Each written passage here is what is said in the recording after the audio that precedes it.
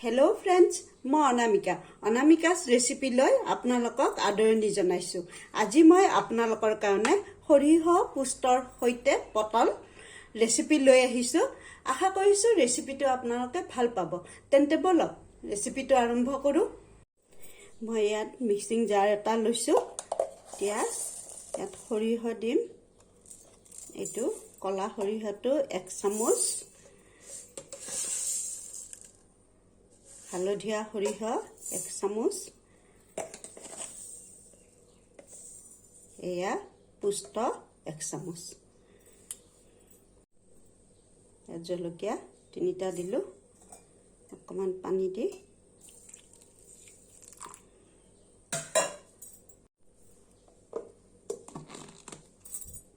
পটল লৈছোঁ। পটলখিনি চাওক, মই এনেকৈ বাকলি অলপ গুচাই দিছোঁ আৰু এনেকৈ ফালি লৈছোঁ পটলখিনি। এতিয়া ইয়াত নিমখ বেছি দিব নালাগে, অলপ দিছোঁ। এয়া হালধি,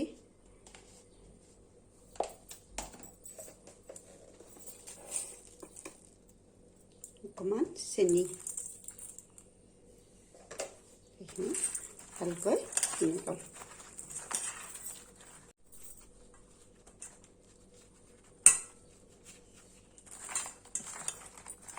এই নিমখ হালধি সানি লৈছোঁ পটলখিনিত।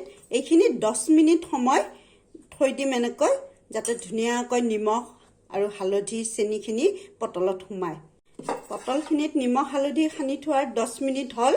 দেখিছেনে, পটলখিনি ধুনীয়াকৈ কোমল হৈ গৈছে। এতিয়া লগতে মই সৰিয়হ পুষ্টখিনিও পেষ্ট কৰি লৈছোঁ। ইতিমধ্যে মই পেন এখন গৰম হ'ব দিছোঁ। এতিয়া ইয়াত সৰিয়হৰ তেল দিম।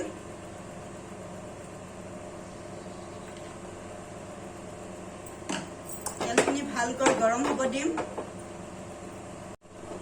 তেল গৰম হৈছে। এতিয়া ইয়াত নিমখ হালধি আৰু অকণমান চেনি সানি লোৱা পটলখিনি ভাজি ল'ম।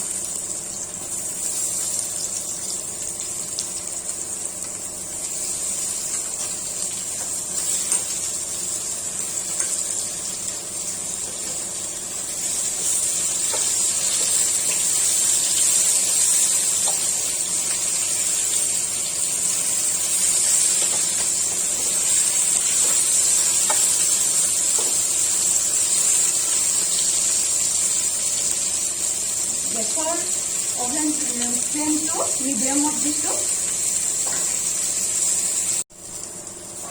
পটলখিনি ভাজি হৈছে। এতিয়া এইখিনি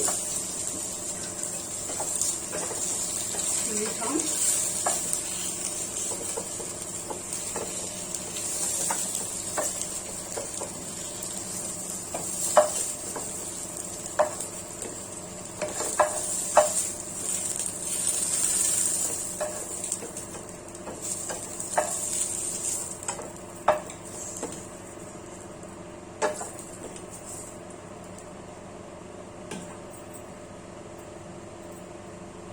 এতিয়া ইয়াত তেল দিম। সৰিয়হৰ তেলে দিছোঁ। আপুনি ইচ্ছা কৰিলে ৰিফাইন দিও কৰিব পাৰে। এই তেলখিনি আকৌ গৰম হ'বলৈ দিম। তেল গৰম হৈছে। এতিয়া ইয়াত পাঁচফোৰণ অলপ দিলোঁ, তেজপাত এখিলা,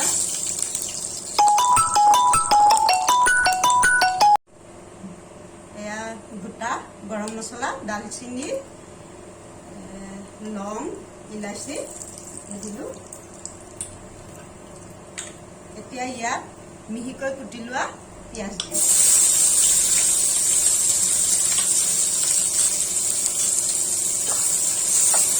পিঁয়াজখিনি অলপ ৰঙচুৱাকৈ ভাজি ল'ম। গেছৰ ফ্লেম মিডিয়ামতে আছে। পিঁয়াজৰ ৰং সলনি হৈছে। ইয়াত এতিয়া সৰুকৈ কুটি লোৱা বিলাহী দিম। সৰু বিলাহী এটা দিছোঁ।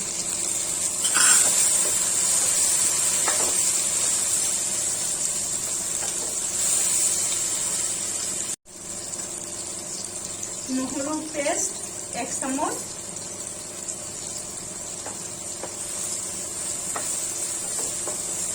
গেছৰ ফ্লেম কমাই দিছোঁ, লোট দিছোঁ, নহ'লে এইখিনি দেৱাই যাব।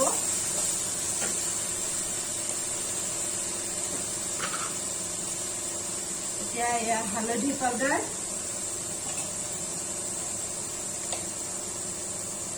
ধনিয়া পাউডাৰ সৰু চামুচেৰে 1 চামুচ, জিৰা পাউডাৰ সৰু চামুচেৰে 1 চামুচ,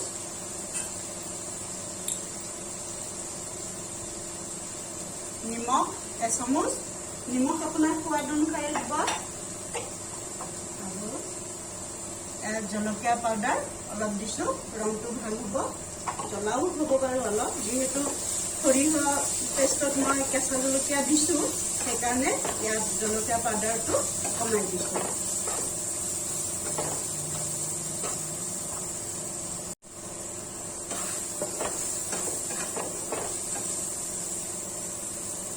অকণমান পানী দিম,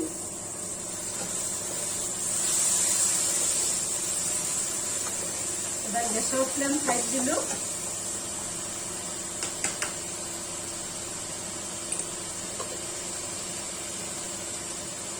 এতিয়া এয়া সৰিয়হ পুষ্ট কেঁচা জলকীয়াৰ পেষ্টখিনি দি দিলোঁ।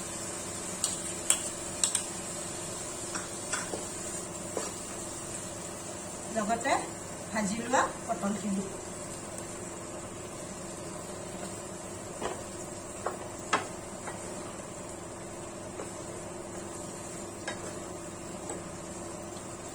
এইখিনি 1 মিনিটমান সময় ভাজি ল'ম, লৰাই থাকিব লাগিব, নহ'লে সৰিয়হখিনি বেছিকৈ ভাজা গ'লে তিতা লাগিব।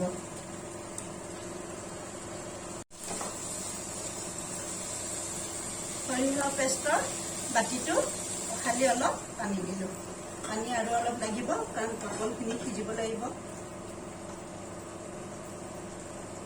এতিয়া পানী দিম,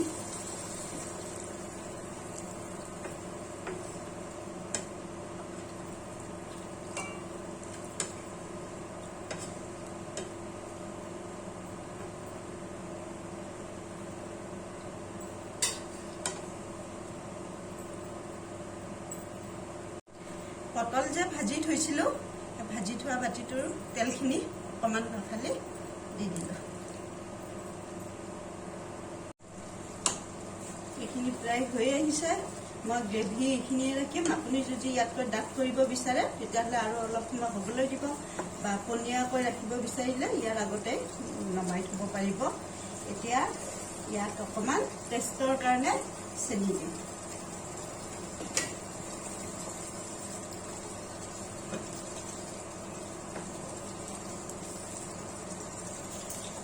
আৰু 1 চামুচ কেঁচা সৰিয়হৰ তেল।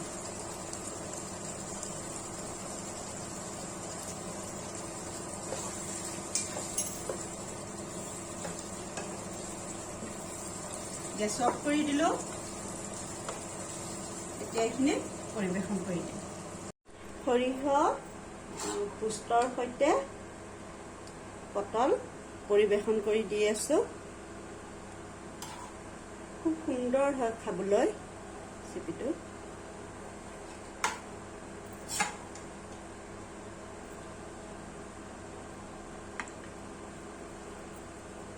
আশা কৰিছোঁ ৰেচিপিটো আপোনালোকে ভাল পাব। যদি ৰেচিপিটো ভাল লাগিছে তেন্তে লাইক কৰিব, শ্বেয়াৰ কৰিব আৰু ছাবস্ক্ৰাইব কৰিব।